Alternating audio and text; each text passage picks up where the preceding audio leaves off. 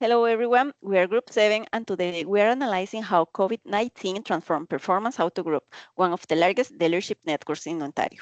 The traditional car business relies on physical showrooms and foot traffic. When the pandemic hit, it brought severe operational chaos and economic uncertainty, threatening sales and workforce well-being. The core theme of our study is that the company was resilient but highly reactive. They successfully survived by turning to digital platforms and using a very empathetic management style. However, this continuity relied completely on informal individual actions by managers rather than formalized corporate systems. It was brilliant crisis management, but it wasn't standardized. To analyze organizational behavior at Performance Auto Group, we use this method's case study approach. Primary data were collected to semi-structured interview, one with a manager and one with a long-term employee, as well as anonymous survey completed by 18 employees.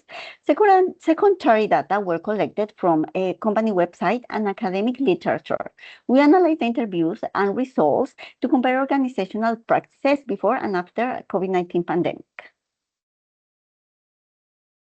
Individual behavior. To understand this at a micro level, we analyze two models. The Big Five personality model. Before COVID, the showroom naturally favored high extraversion and conscientiousness, the classic high energy sales profile.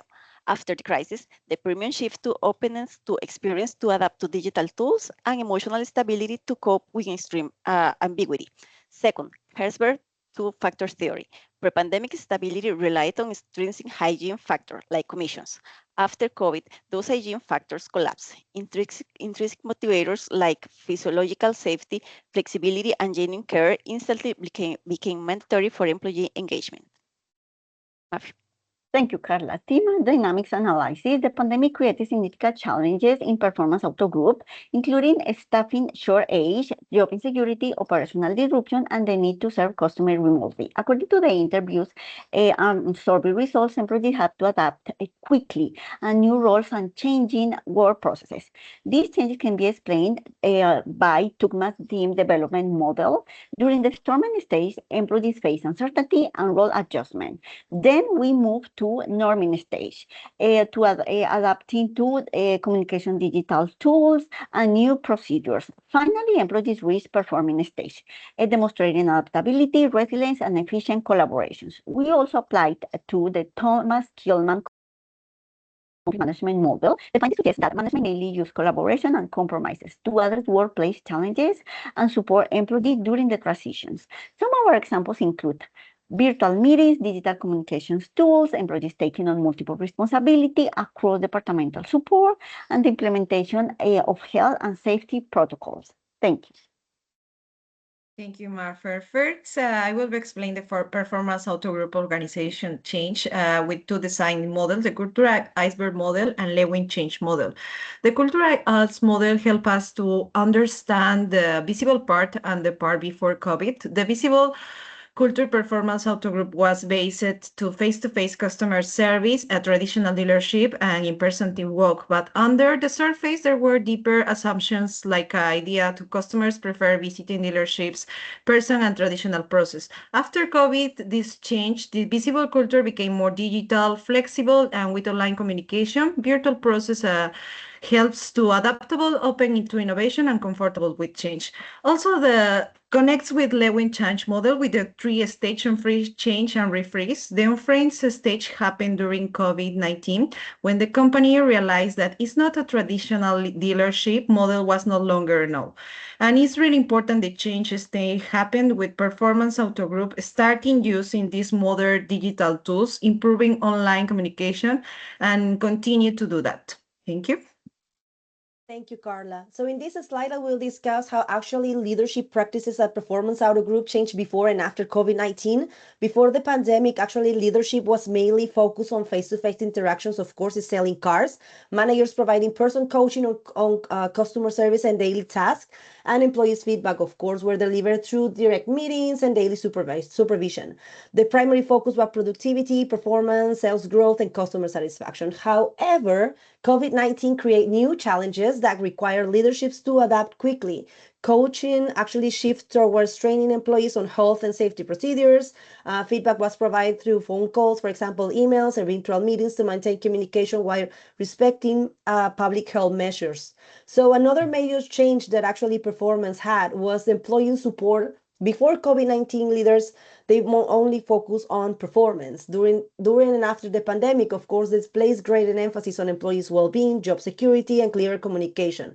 This actually replaced or actually reflects the principles of situational leadership, where leaders actually adjust their approach based on changing circumstances. So finally, leadership became more transformational. Leadership actually introduced digital tools and flexible work practices, allowing their organization to continue serving customers and effective despite disruptions. So in overall, the pandemic actually demonstrated the importance of adaptability leadership, combining situational and transformational leadership approaches to support the employees to continue with the business. Thank you. Okay, Caro, thank you. Well, for my section, I focus on the recommendation and action plan. Based on the interviews and employee surveys, the main finding is not that performance group failed during pandemic periods.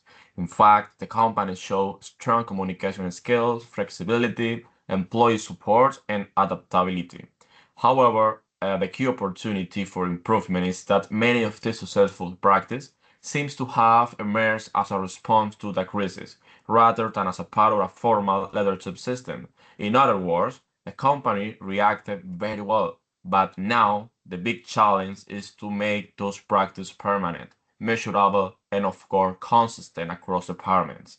For that reason, our actions plan include five recommendations. First, an employee engagement early warning system in order to, of course, detect the concern before they affect motivation and performance.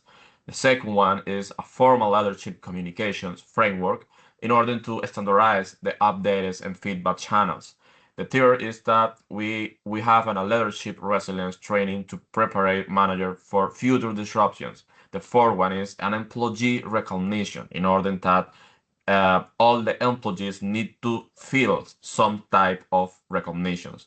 Finally, a leadership performance dashboards to track indicators such as engagement, absentee, turnover, and leadership effectiveness.